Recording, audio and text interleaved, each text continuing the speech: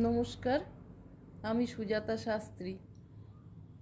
কুম্ভ রাশির সাড়ে সাতি নিয়ে আপনাদের সঙ্গে কিছু আলোচনা করব।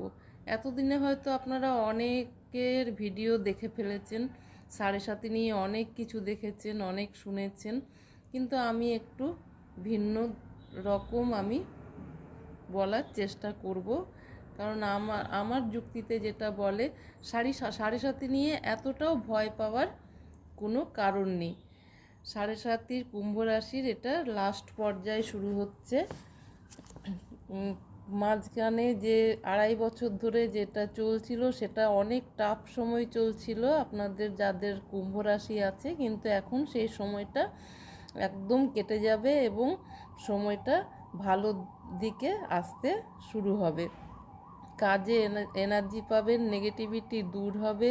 চাকরির জায়গাটা ভীষণ গণ্ডগোল চলছিল এতদিন, প্রচুর শত্রু ছিল, সেগুলো সব দূর হবে।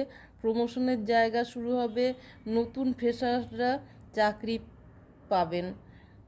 মানসিক চাপ অনেকটা কমবে।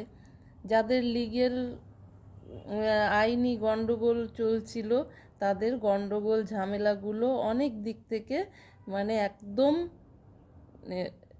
নিস্তার পাবেন একেবারে। এটা লাস্ট পর্যায়ে, তবুও কিছুটা চাপ থাকবে, যেটা কিনা আপনার পয়সার দিক থেকে, টাকা পয়সার দিক থেকে একটু চাপ থাকবে, তাও সেটা বেশি দিন নয়, কিছু দিনের জন্য।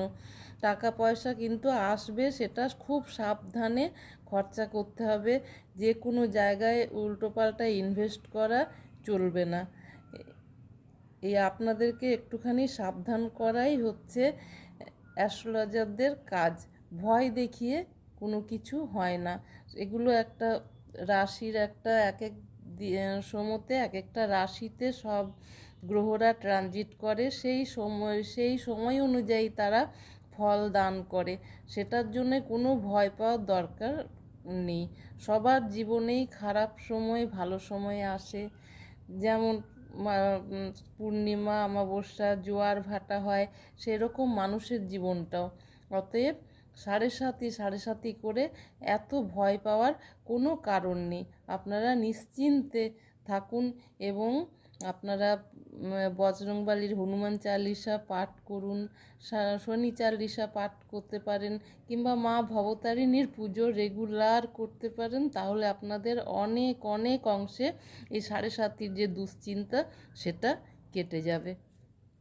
নমস্কার।